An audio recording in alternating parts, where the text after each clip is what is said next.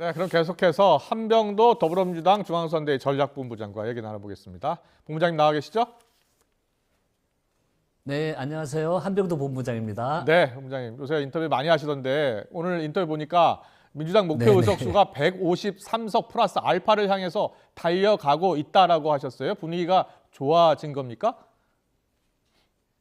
네, 수정을 하자면요. 정확히는 151석을 목표로 하고 있고 예. 플러스 알파를 기대를 하고 있습니다. 그렇군요. 그런데 최근에 저희들이 흐름이 나쁘지 않다고 판단을 하는 것이 예. 재외국민 투표에서 역대 최고의 투표율을 보였고요. 예. 그 흐름이 이어져서 사전 투표율도 32.28%라는 높은 투표율을 보이고 있습니다. 예. 그런데 기대를 하는 이유는 뭐냐면 특히 호남과 수도권에서 예.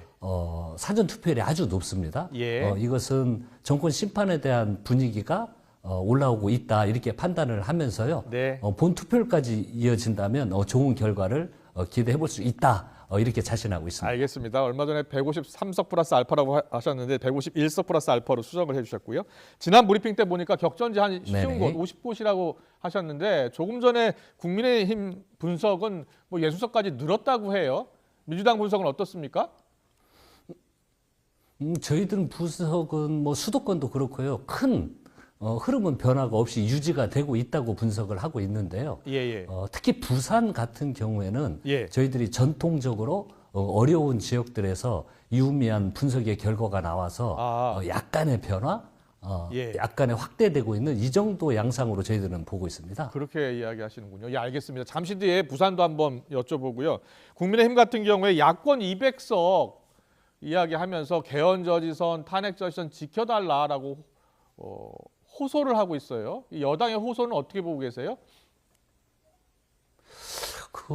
저희들 민주당에서는요, 단 한 차례도 예. 탄핵 이야기를 선거 과정에 꺼낸 적이 없습니다. 예. 또한 200석 이야기도 저희 민주당에는 단 한 차례도 꺼낸 적이 없습니다. 지금 200석 이야기가 나오는 건 예. 전부 국민의힘에서 주장을 하고 있는 내용들이거든요. 예.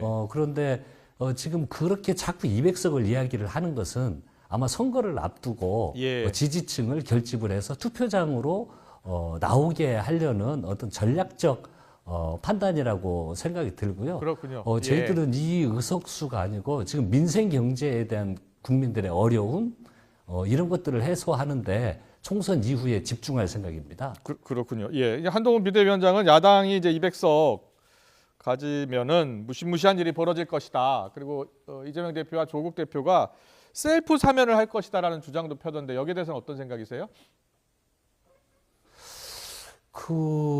이재명 대표와 그리고 조국 대표가 사면을 할 수 있습니까? 사면은 대통령의 고유 권한입니다. 예. 그런데 이제 아마 주장을 하시는 건 민주당이 200석을 얻으면 예. 개헌을 통해서 스스로 셀프 사면을 할 거라는 그 주장인데요. 예. 그건 너무나 좀 어처구니 없고 황당한 이야기가 이어서 예. 대꾸할 가치가 없다 이렇게 생각이 들고요. 예. 다시 한번 강조를 하지만 이러한 이슈보다도요. 저희들은 총선 이후에는 국정을 정상화하기 위해서 두 가지 바퀴가 동시에 굴러가야 된다 이렇게 판단을 하고 있습니다. 알겠습니다. 그중에 한 축이 예. 2년 동안의 윤석열 정부에 대한 일방적 독주를 막을 것이고요. 독주를 막는다. 또 한 축은 지금 국민들이 걱정하시는 문제들을 해결하기 위한 노력을 할 것입니다. 알겠습니다. 두 가지 축이 이제 하나는 독주를 막는다, 하나는 또 민생을 챙기겠다 이렇게 해석하면 되겠네요. 알겠습니다. 네, 그렇습니다. 지역별로 좀 살펴볼게요. 먼저 수도권이요. 공통 질문입니다. 이번에 이제 한석이 들어서 122석인데 지난 총선에서 민주당이요. 지역구에서만 103석을 얻었어요. 거의 압승했던 곳이죠. 이번엔 어떻습니까? 지금 서울, 경기, 인천을 구분해서 보자면 경기와 인천은 흐름이 나쁘지 않다고 보고요. 서울 지역에서 접전 지역과 격전 지역이 일부 확대되고 있는 그런 흐름을 보이고 있습니다. 예. 그래서 저희들 입장에서는 서울에 조금만 더 집중을 한다면 그런 기대치, 전 선거와 동일한 기대와 목표를 가지고 뛰고 있습니다. 네. 그럼 서울 이야기 해볼까요? 서울이 이제 49석 가운데 지난 총선에서 41석을 민주당이 차지했는데 이번에 이재명 대표가 언급한 격전지에 국민의힘 강세 지역들이 포함됐어요. 강남, 서초, 송파요. 민주당 자체 분석은 어떻게 나오고 있는 겁니까? 예, 저희들이 서울에 지금 여러 분위기 변화가 감지되고 있는데요. 예. 전통적으로 저희들이 어려웠던 힘든 지역들이 상당히 개인 후보 경쟁력도 그렇고, 예. 또 흐름 자체, 심판에 대한 분위기가 예. 강남 서초까지 확대된다고 저희들은 보고 있어서 예.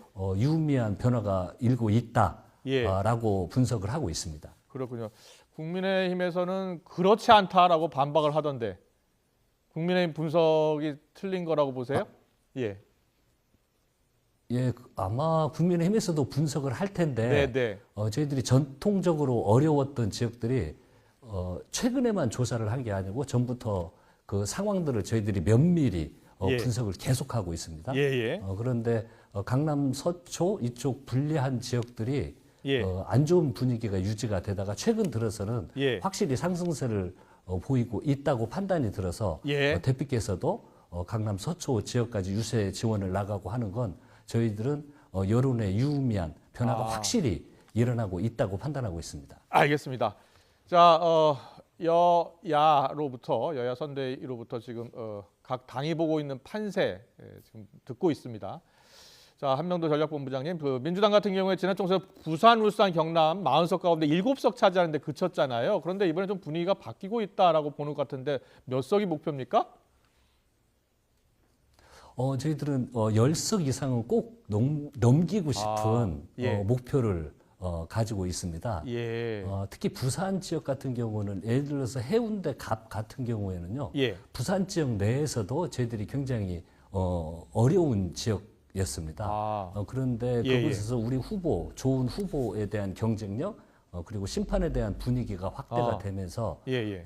상당히 격정지가 오히려 부산에서 확대되고 있다. 예. 이렇게 판단을 하고 있고요. 그렇군요. 그리고 다른 지역보다도 부경 같은 경우에는 윤석열 정부의 국정 운영에 대해서 걱정과 우려가 아주 높게 나타나는 지역 중에 하나입니다. 그래서 현 윤석열 정부에 대한 국정 부정층이 높기 때문에 이것이 선거에 반영이 된다면 좋은 결과가 나오지 않을까 그렇게 기대를 해봅니다. 그렇군요. 예. 이 대전과 세종 포함해서 충청권은 어떻게 보고 계십니까? 28석 가운데 민주당이 20석을 지난 총선에서 차지했었잖아요. 그 이상도 가능하다고 보세요? 어떻게 보세요? 같은 결과 정도를 기대하면 좋을 것 같은데요. 예. 우선 세종과 대전은 흐름이 나쁘지 않습니다. 좋은 흐름이 유지가 되고 있고 그리고 충남과 충북은 한도 5대5로 양분돼 있는 것 같습니다. 그렇군요. 그래서 뭐 경합 우세, 경합 열세 지역까지 포함을 하면 양분되어서 치열한 접전 양상이 변화 없이 유지되고 있는 것이 충남과 충북이기 때문에 이곳에서 유의미한 결과가 나오면 좋은 결과가 있지 않을까 그렇게 기대를 해봅니다. 그렇군요. 자, 종합적으로 한번 질문을 드릴게요. 지난 총선에서 민주당이 180석을 차지했고 국민의힘이 103석을 차지했잖아요. 지난 총선과 비교하면 분위기가 어떨 것 같습니까? 저희들은 이제 151석의 중요한 의미를 두는 게 윤석열 정부의 국정의 2년을 지켜보면서 최소한의 저지선이 151석이다 판단을 하고 초기의 분석을 통해서 152석 정도면 최소 승리를 할 수 있다라는 판단을 했는데요. 선거가 다가올수록 확실히 심판에 대한 분위기와 열기가 저변으로 확대되고 있고 그 여론은 제 정당이 만든 것이 아니고요. 국민들 여론이 이번에는 심판하고 견제하지 않으면 지난해 2년 동안의 일방적 독주가 향후 3년도 계속될 거라는 우려와 걱정이 확대가 되면서 저희 민주당 입장에서는 상승 국면으로 돌아서고 있고 그래서 151석 플러스 알파까지도 이제 기대하는 상황으로 가고 있다. 순항하고 있다. 이렇게 평가하고 있습니다. 네.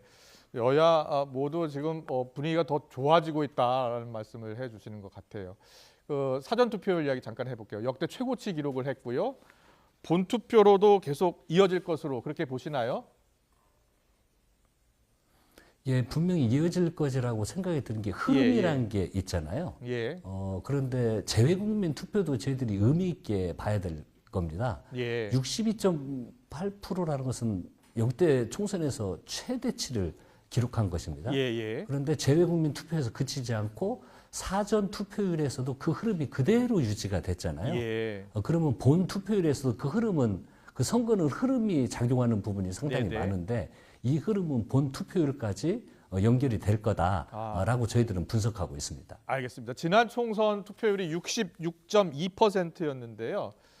본부장께서는 개인적으로 67%, 68% 예상하셨어요. 그러면서 65%만 넘으면 유의미한 결과가 나올 것이다라고 하셨죠. 예. 그 유의미한 결과가 뭡니까? 저희들 분석으로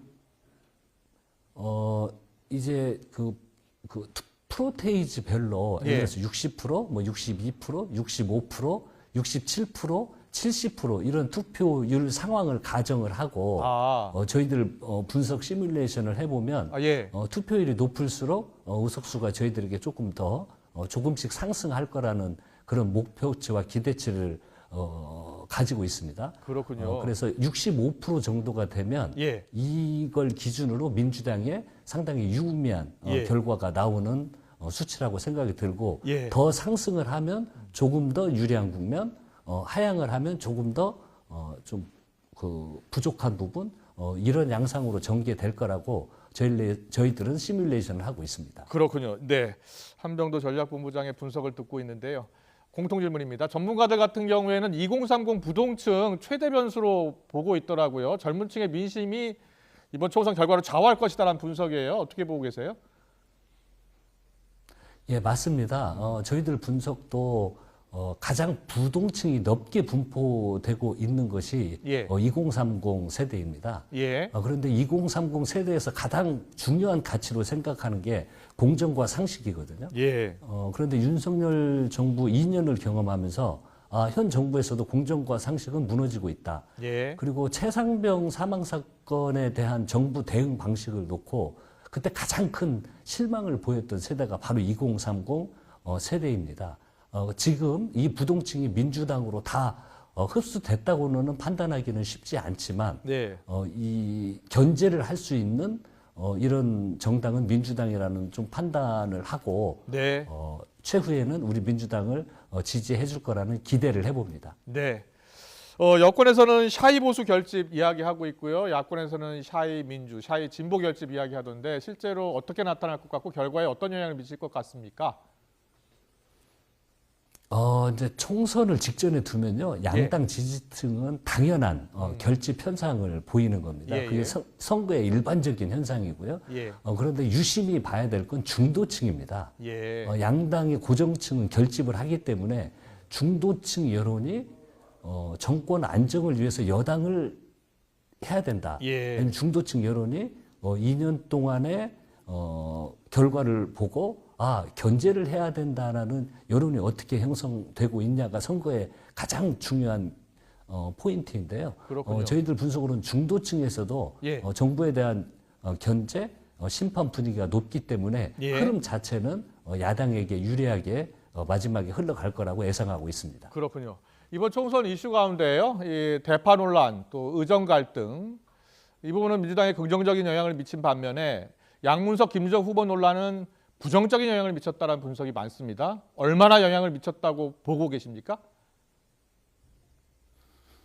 특히 접전 지역에서의 흐름은 그대로 유지되고 있다고 분석을 하는데요. 그래요? 예. 저희 자당 후보들에 대한 어떤 과거 발언, 예. 행위 이런 것들에 대해서 국민들의 우려가 큰 것을 잘 알고 있습니다. 예. 이런 부분에 대해서는 저 또한 송구하다는 말씀을 여러 차례 들었고 예. 특히 당에서 각 후보자들에게 진심을 담아서 국민들에게 사과하라는 말씀도 드렸습니다. 예. 그런데 이게 좀 형평성에 맞지 않는 것 같아요. 양문석 예. 후보 같은 경우는 금강원이 나서서 네.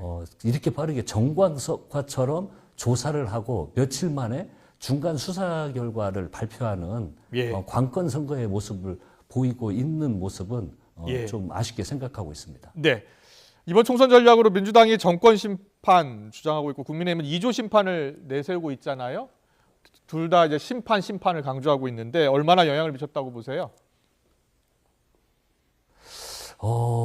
좀 그 여당에서 분위기 파악을 좀 잘 못하고 있는 것이 야당의 예. 집행력이 없습니다. 예. 제가 여당의 전략본부장이라면 야당 인사에 대한 심판은 절대 이야기하지 않겠습니다. 예. 여당의 힘은 뭐냐면요. 예. 정책에 대한 집행력이 있습니다. 재정을 운영할 수 있는 집행력, 예. 그리고 국민들이 아픈 부분, 예. 고통스러운 부분을 정책적으로 해결할 수 있는 능력과 비전을 제시를 하면은 예. 힘을 실어주는 게 선거 구도입니다. 네. 그런데 야당 인사에 대한 특히 대표들에 대한 심판을 이야기하길래 저는 이게 상당히 감정이 섞여서 하는 이야기들로밖에 들리지 않습니다. 저는 예. 전략적 미스라고 생각이 듭니다. 네, 알겠습니다. 자, 그럼 여기서 마무리를 하겠습니다. 한병도 더불어민주당 중앙선대위 전략본부장과 이야기 나눠봤습니다. 잘 들었습니다. 고맙습니다. 네, 감사합니다.